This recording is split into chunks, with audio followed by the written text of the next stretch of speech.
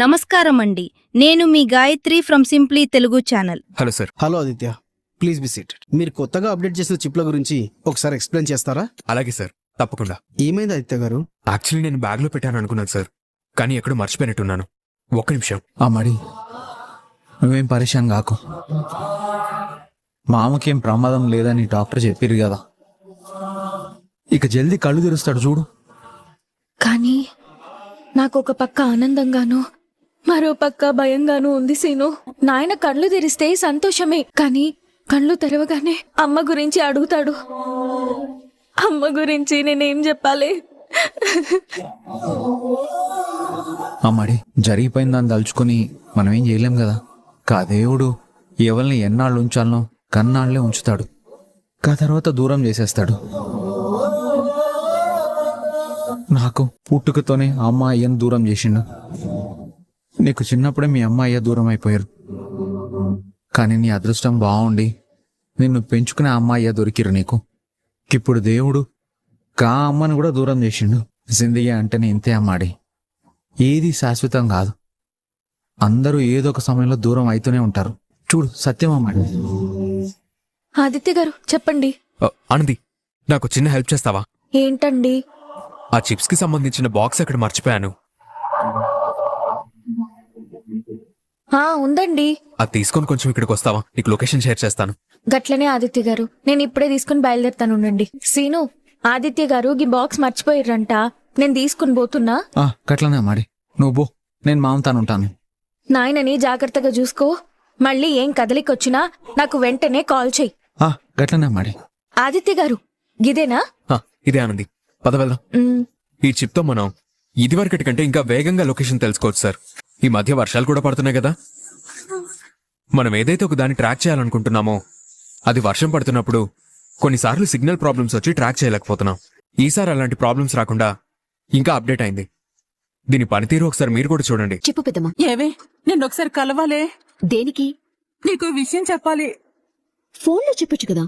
అంటే ఇది ఫోన్లో చెప్పేది కాదేమో అనిపిస్తోంది. ఫోన్లో చెప్పేది కాకపోవటం ఏంటి పెద్దమ్మా? అంత పెద్ద విషయమా? అవునే. ఏం పర్లేదు, నువ్వు అక్కడున్నావు, నేను ఇక్కడున్నాను. మనం హ్యాపీగా ఫోన్లోనే మాట్లాడుకోవచ్చు. మనం మాట్లాడుకునేదెవరూ సీక్రెట్ గా రికార్డింగ్ కూడా చేయరు. ఇంటెలిజెన్స్ డిపార్ట్మెంట్ వాళ్ళు కూడా వినే అవకాశం లేదు.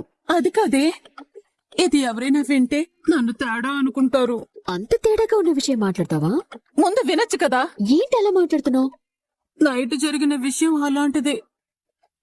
అబ్బా, ఏమైంది? కొంచెం చెయ్యి నొప్పిగా ఉండే. చెయ్యెందుకు నొప్పి వచ్చింది?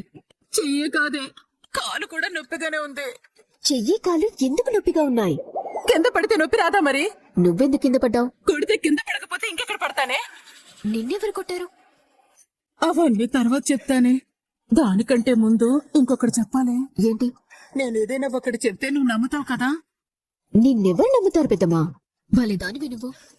ఎన్ని అబద్ధాలు చెప్పావు? ఏ రోజైనా ఒక్క నిజమైన చెప్పావా? వస్తే నువ్వు నేను ఒకటే కదే. నేను ఏదైనా చెప్పాలనుకున్నది నీకు తప్ప ఇంకెవరికి చెప్పలేను కదా. సరే చెప్పు. కలిసి మాట్లాడుకుందామే. ఏం పర్లేదు, ఫోన్లోనే మాట్లాడుకుందాం. చెప్పు. అంటే అది నా మీద ఒకరు పగబట్టారే. ఎవరు? ఎవరు అంటే ఆత్మ. ఆత్మనా? అవునే, నా మీద ఆత్మ పగబట్టింది. చచ్చిపోయిన పద్మం ఆత్మ వచ్చిందా? లేదే, నా అంతరాత్మే వచ్చింది. నీ అంతరాత్మ రావడం ఏంటి పెద్దమ్మా? అవునే, నీకెలా చెప్పాలో అర్థం కావడం లేదు. రాత్రి నా అంతరాత్మ నాలోంచి బయటకొచ్చింది.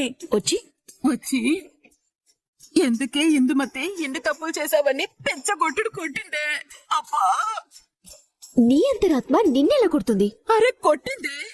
ఎవరికి చెప్పుకోవాలి? ఇది నీకు తప్ప ఎవరికి చెప్పుకోలేనే. ఇంకెవరికి చెప్పినా నమ్మరు. నేను మాత్రం నమ్ముతాను అనుకుంటున్నావా? నువ్వు నమ్మాలే. నువ్వు కూడా నమ్మకపోతే ఎలా? లేదు పెద్దమ్మా, అంతరాత్మ రావడం ఏంటి? నా అంతరాత్మ ఇప్పుడు నాకు కనిపించలేదే. నీకు అసలు అంతరాత్మ ఉంటేనే కదే కనిపించడానికి. ఏ పెద్దమ్మా, ఏం మాట్లాడుతున్నావు నువ్వు? ఏమోనే, ఇవన్నీ నాకు తెలీదు. నాకైతే రాత్రి అంతరాత్మ కనిపించింది. నా ఆత్మ నాలోంచి బయటకొచ్చింది. ఇందుమతి, నువ్వు చాలా తప్పులు చేశావు. ఆ తప్పులన్నీ ఒప్పుకుంటావా లేదా అని నన్ను కింద పడేసి చేత కొట్టేసిందే. చెయ్యి, కాలు, నడుము మొత్తం ఒళ్ళంతా నొప్పులు వస్తున్నాయే. ఇంతకు ముందే ఒళ్ళు నొప్పులు మాత్రం వేసుకున్నాను. నువ్వు ఒంటి నొప్పులకి మాత్రమే కాకపోతే జ్వరానికి కూడా మాత్ర వేసుకో. ఆత్మలు అంతరాత్మలేం కనపడవు. అయ్యో నన్ను నమ్మవే నువ్వు. ఏ ఓర్కుపితమా, నీకు పద్మమ్మ చచ్చిపోయిందన్న భయం బాగా పట్టినట్టుంది. ఎక్కడ దొరికిపోతానన్న భయంతో అసలు నిజం నువ్వే అందరికీ చెప్పాలనుకుంటున్నావేమో. నేనెందుకు చెప్తానే? నువ్వే చెప్తావు పెద్దమ్మా. నిన్ను చూస్తుంటే నాకు అలాగే కనపడుతుంది. పొరపాటున గనక నువ్వు గాని ఈ నిజం బయటికి చెప్పావే అనుకో, నీకు అంతరాత్మ కనిపించడం కాదు, నువ్వే ఆత్మ అవుతావు. నేను ఆత్మనవుతానా? అంటే నువ్వు నన్ను చంపేస్తావా? కొన్నిసార్లు కొన్ని పనులు మనం చేయాలి పెద్దమ్మా. ఏం మాట్లాడుతున్నావే నువ్వు? ఒక మర్డర్ కప్పిపుచ్చడానికి ఇంకో మర్డర్, ఇంకొక మర్డర్ కప్పిపుచ్చడానికి ఇంకో మర్డర్, ఎలా ఎన్ని మర్డర్లు చేస్తావే నువ్వు? పెద్దమ్మా, నేను మోడల్ చేయడం ఏంటి? మనిద్దరి కలిసి కథ చేసింది. నేనిప్పుడిప్పుడే ఇక మొదలు పెట్టాను కానీ నువ్వు ఎప్పుడూ మొదలు పెట్టావు. అబ్బో, నేను పుట్టక ముందు నుంచి నువ్వు మొదలు పెట్టావు కదా. నేనేం మర్డర్లు చేశానే? నువ్వు చూస్తే నన్ను పెద్ద పాపత్మురాల్ని చేసేలా ఉన్నా. ఊరుకో పెద్దమ్మా, మనం ఈ రోజు పాపత్ములం అవడం ఏంటి? మనం మామూలుగానే పాపత్ములం కదా. ఊసే నీకు దండం పెడతానే. ఆత్మ వాయించింది సరిపోలేదా? నువ్వు కూడా వాయించాలా? నీకు మరీ అంత భయంగా ఉంటే ఎక్కడికన్నా పోయి ఈ స్వామితోనైనా తాయెత్తు కట్టించుకో. అబ్బా, ఏం సలహా ఇచ్చావే నువ్వు? అబ్బా పెద్దమ్మా, నేనేదో సరదాగా అన్నాను. నువ్వు సరదాగా అంటాం కాదే. ఊరుకో పెద్దమ్మా, నేను ఆత్మ లేదంటేనేమో నువ్వు ఉంది అంటావు, తాయెత్తు అంటేనేమో కట్టించుకుంటానంటావు. అసలు ఏమవుతుందో నీకైనా అర్థమవుతుందా? ఏయ్, నాకొకటి మాత్రం స్పష్టంగా అర్థమైంది. నేను ఆ అంతరాత్మని వదిలించుకోవాలంటే తాయెత్తు కట్టించుకోవాలి. లేదంటే అది మళ్ళీ ఈ రోజు రాత్రి కూడా వచ్చేలా ఉందే. నేను స్వామీజీ దగ్గరికి వెళ్తాను. అబ్బా, నీకేదో గట్టిగానే పట్టినట్టుంది. ముందు అదేదో చేయించుకోపో.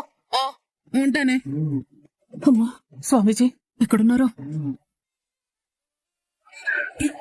వామ్మో, ఈ కార్లు డ్రైవర్లు కాదు, ఆటోకి వెళ్ళిపోవాలి.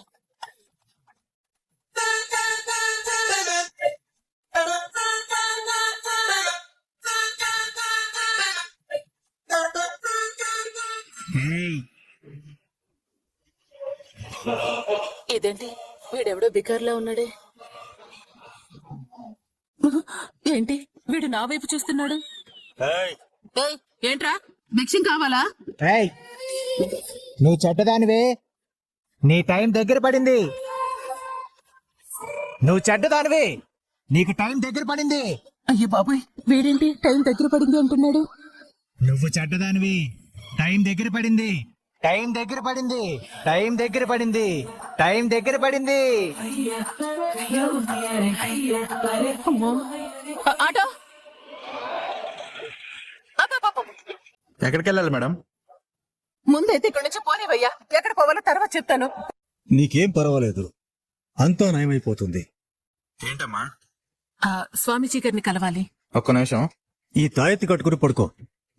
వెళ్ళు. గురువు గారు మిమ్మల్ని కలవడానికి ఒక భక్తురాలు వచ్చింది, నా మీద నమ్మకంతో వచ్చింది. అవును గురువు గారు, మీ మీద నమ్మకంతోనే వచ్చాను. నాకు తెలుసమ్మా, నువ్వు చాలా పెద్ద సమస్యలో ఉన్నావు కదా. మీకెలా తెలుసు? నువ్వు ఎప్పుడైతే నా కోసం రావాలనుకున్నావో అప్పుడే నీ మనసు చదవడం నేను మొదలు పెట్టాను. నాకన్నీ తెలుసు. మీరు సాక్షాత్తు దైవ స్వరూపం గురువు గారు. వచ్చిన వాళ్ళ సమస్యలు తీర్చడమే నా పని. భగవంతుడు అందుకే నన్ను ఈ భూమి మీదకి పంపించాడు. నా పని పూర్తయిపోగానే నేను వెళ్ళిపోతాను. నేను కేవలం అతిథిని మాత్రమే. నేను ఏవీ చెప్పకుండానే నా మనసులో ఉన్న మాటలన్నీ మీరు చదివేశారు. నన్ను ఓ ఆత్మ పట్టుకుని పీడిస్తుంది గురువు గారు. ఆ ఆత్మ నా అంతరాత్మే. నాకు కలలోకి కాదు, నిజంగానే వచ్చి నన్ను కొడుతుంది, తిడుతుంది, భయపెడుతుంది, చంపుతానంటుంది. అమ్మా, నాకంతా తెలుసు కదా. దానికి పరిష్కారం లేదా గురువు గారు? ఇదిగో ఆ తాయెత్తు. అవునా గురువు గారు? థ్యాంక్స్ గురువు గారు. చూసారా నా కోసం మీరెంత శ్రమ పడ్డారో. ఇవ్వండి గురువు గారు, ఆ తాయెత్తు నేను కట్టుకుంటాను. అయ్యో, ఇది నీ చేతిలో పెట్టాలని ఉందమ్మా, కానీ నాకు మనసు రావట్లేదు. ఏమైంది గురువు గారు? ఇదిగో, నీ చేతికి బంగారు గాజులు కనపడుతున్నాయి కదా. గురువు గారు, ఈ గాజులా? అవునమ్మా, నీ చేతికున్న ఆ గాజులు తొలగిస్తేనే నేను తాయితు నీ చేతికి కట్టగలను. ఏదో ఒకటి నువ్వు వదులుకోవడానికి సిద్ధపడందే నీకు పట్టింది వదలదమ్మా. ఇవేమో బంగారు గాజులు, ఇప్పుడేమో రేట్లు కూడా చాలా ఎక్కువగా ఉన్నాయి. అవతలేమో అది నా అంతరాత్మ. సరేనమ్మా, నీ ఇష్టం. ఉన్నది ఒకటే తాయిత్తు. వేరే ఎవరైనా భక్తులు వచ్చారంటే వాళ్ళకి ఇచ్చేస్తాను. ఆ, వద్దు కరో గారు, ఆ తాయెత్తు నాకే కావాలి. ఆ, కట్టండి. ఆ బంగారు గాజులు తీసి అక్కడ పెట్టమ్మా. ఎంతో కష్టపడి కొనుక్కున్నానే.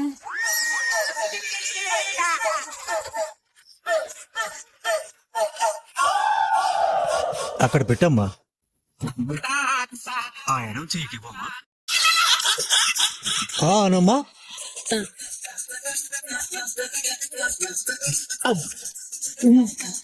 అయిపోయింది. ఇక నీ పని అయిపోయింది.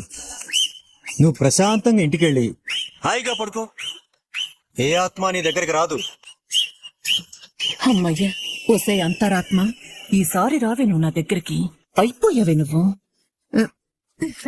ఎప్పుడు గలగలా మాట్లాడుతూ నవ్వుతూ ఉండే నువ్వు గిట్ల బండు నాకు నచ్చలేదు మామ.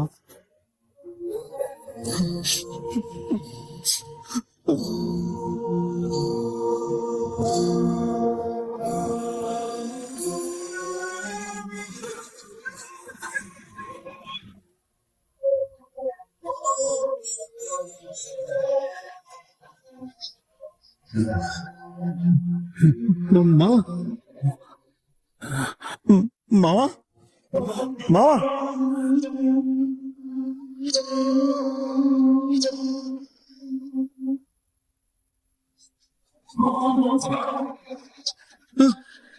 మావా మావా మావ కళ్ళు తెరిచిండు.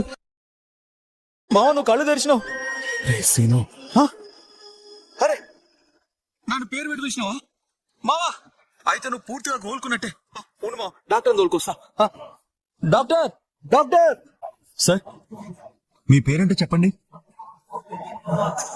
సింహాద్రి. Very good. మీరు పూర్తిగా కోలుకున్నారు. బాబు, ఈయన పూర్తిగా కోలుకున్నారు. ఇతనికి కాస్త రెస్ట్ అవసరం. మీరు పక్కనే ఉండి జాగ్రత్తగా చూసుకోండి. అట్లానే డాక్టర్. మావా మావా మావా మావా మావా మావా నువ్వు పడుకో మావా, పడుకో పడుకో. నీకు బాగా రెస్ట్ అవసరం అని చెప్పారు కదా, పడుకో. అరే సిగా, మీ అత్తే అడుందిరా, చెప్పురా. మీ అత్తే ఎదురా. మావా గయని తర్వాత మాట్లాడుకుందాం మావా, ముందు నువ్వు అయితే పడుకో. రేయ్, నిన్నే అడుగుతున్నది. మీ అత్తే అడున్నది. అత్త చచ్చిపోయింది మావా. చచ్చిపోయిందా? అంత్యక్రియలు కూడా అయిపోయినాయి మావా.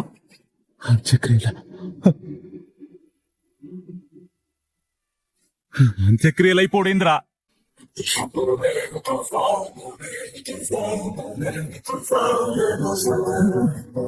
అంటే జీవని నా పెళ్ళని చంపేసింది. నేను లెక్కలు తెచ్చుకోవాల్సిన మనిషి వేరే ఉందిరా సీనం. నేను పోవా. మావా మావా ఏమైంది మావా? ఏడుకోతున్నావు. జీవనేడుందిరా. కళ్ళు తెరవగానే అమ్మాడి గురించి అడుగుతావు అనుకుంటే జీవన గురించి అడుగుతున్నావు ఏంది మావా? జీవనేడుందో చెప్పిచావరా.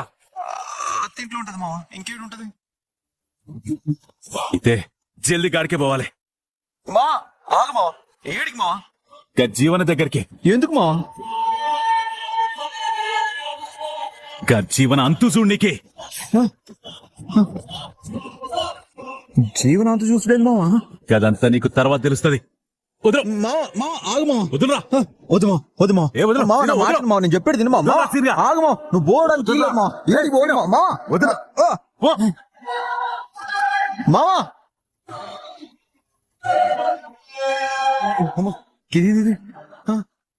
మావా. Thank you sir. మీరు అప్డేట్ చేసిన ఈ వర్షన్ మాకు చాలా బాగా నచ్చింది. చాలా బిగ్ డీల్ కాబోతుంది ఇది. మనం తొందరలోనే ఎక్కువ స్థాయిలో ఈ చిప్లని అన్ని స్కూల్స్ కి పంపించే ఏర్పాట్లు చేద్దాం. సరే సార్, థ్యాంక్ యూ. మేము బయలుదేరుతాం. ఎవరానుంది? సీను ఫోన్ చేస్తున్నా ఆదిత్య గారు. మావయ్య గారి గురించి ఏంటుంది? మాట్లాడు. చెప్పు సీను. అమ్మాడి మావ స్పృహలోకి వచ్చిండు. అవునా? ఏమైంది ఆనంది? నాయన స్పృహలోకి వచ్చిండంట. చూసావా ఎంత గుడ్ న్యూస్. అమ్మాడి నువ్వు జల్దీ ఇంటికి పో. ఎందుకు? మామ జీవన మీద కోపంతో ఇంటికి పోయిండు. అరే ఏం మాట్లాడుతున్నావు సీను? జీవనం మీద కోపంతో పోవడం ఏంది? కదేం నాకు తెలియదు అమ్మాడి. మామ సోయిలోకి వచ్చిండు, రాగానే జీవనాన్ని అడిగిండు.